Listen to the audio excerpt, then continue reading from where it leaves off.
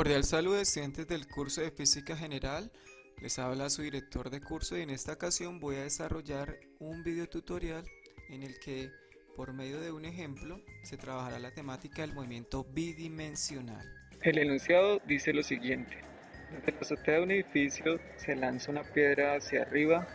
a un ángulo de 30.0 grados con respecto a la horizontal y con una velocidad inicial de 20.0 metros por segundo. Si la altura del edificio es de 45.0 metros A, ¿cuánto tiempo permanece la piedra en el aire? B, la velocidad de la piedra justo antes de impactar el suelo y C, ¿dónde golpea la piedra el suelo? Para los datos del ejercicio tenemos que la velocidad inicial tiene una magnitud de 20.0 metros por segundo. El ángulo de lanzamiento o ángulo inicial es de 30.0 grados, como se indica en la figura, y la altura del edificio que se ha etiquetado como H es igual a 45.0 metros. Hemos etiquetado como punto de salida o inicial al punto A y hemos etiquetado como el punto de llegada o punto de impacto final al punto B. Si colocamos el sistema de referencia plano cartesiano de tal manera que el origen del sistema coincida con el punto A o punto de lanzamiento, donde las coordenadas de ese punto son X inicial y Y inicial, y comparando con el punto 0, 0 del sistema de referencia se concluye que la posición inicial en X es 0, al igual que la posición inicial en Y. Para el punto B, que hemos etiquetado como punto final, tenemos que en general una posición final en X y una posición final en Y. Esos valores son la distancia horizontal que señalo en este momento y la distancia vertical que señalo hacia abajo, que en particular es exactamente igual a h, y como se mide hacia abajo se debe indicar que esa medida es en signo negativo o hacia abajo, por eso colocamos ahí menos h. En forma general tenemos que el movimiento bidimensional tiene cuatro ecuaciones de movimiento, dos para las posiciones, una para X y una para y otras para la velocidad, una para la componente en X y una para la componente en Y. También sabemos por la gráfica,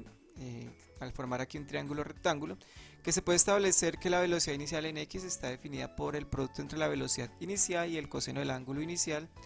y que la velocidad inicial en Y se define como el producto de la velocidad inicial y el seno del ángulo. En el tiro parabólico se presenta la particularidad de que el movimiento sobre el eje X es uniforme rectilíneo y eso implica que la aceleración sobre ese eje X sea cero y que sobre el eje vertical se presente un movimiento uniforme acelerado donde el valor de la aceleración en Y es exactamente igual a menos la gravedad. Haciendo esos reemplazos de aceleración en X por cero y aceleración en Y por menos gravedad, las ecuaciones de la columna izquierda, que son las ecuaciones generales del movimiento bidimensional, se convierten en las cuatro ecuaciones del lado derecho, que son las ecuaciones para el tiro parabólico. Para el caso inicial, o mejor dicho, para responder el inciso A, es decir, para determinar el tiempo en que la piedra permanece en el aire, vamos a hacer uso de la ecuación número 2, que me define la posición en Y de la partícula. En particular, tenemos que esa posición final en Y es menos la altura del edificio, que la posición inicial en Y es 0, que la velocidad inicial en Y se define por el producto de la velocidad inicial y el seno del ángulo. Y pues tenemos ya acá la forma que toma esta ecuación 2 para los valores propios de nuestro ejercicio. Reemplazamos por los datos, que son menos 45.0 metros, para la altura h, menos 20.0 metros para la velocidad inicial, seno de 30 para el seno de teta sub i y 9.81 metros por segundo al cuadrado para la gravedad. Despejando de tal manera que se quede en un lado de la ecuación igualada a 0 o quede 0,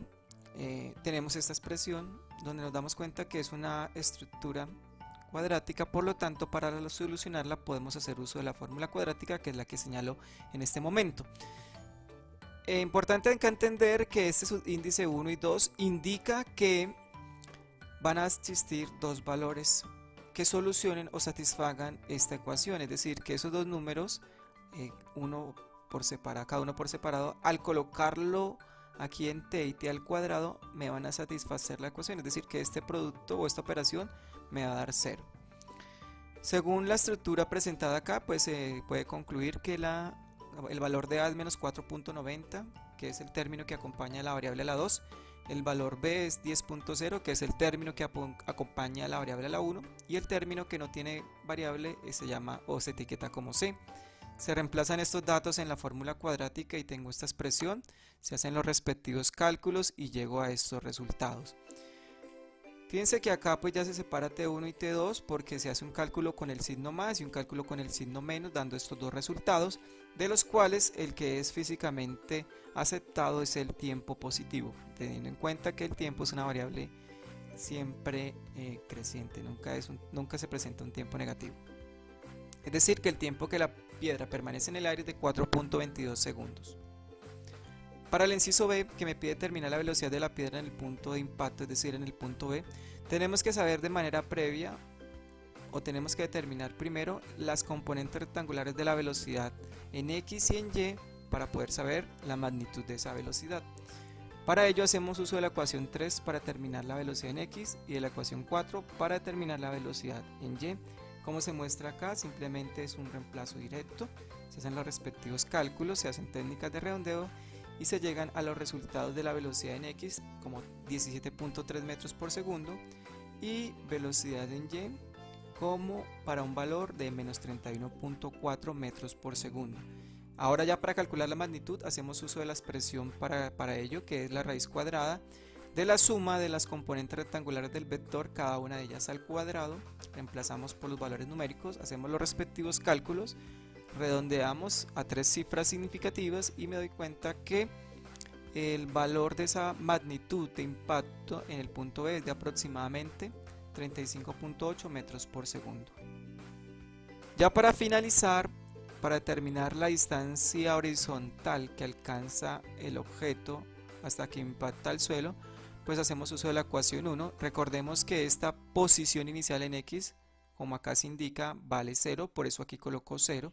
Eso quiere decir que la posición en X se calcula para este caso simplemente multiplicando el valor de la velocidad en X por el tiempo, los cuales fueron 17.3 metros por segundo y 4.22 segundos respectivamente. Ese cálculo me da aproximadamente un valor de 73.0 metros, quiere decir que desde la base del edificio hasta el punto B de impacto la distancia horizontal es de 73.0 metros por segundo, perdón, 73.0 metros, perdón. Pues bien, de esta manera se da por terminado la explicación del ejemplo. Muchas gracias por la atención prestada y hasta una próxima ocasión.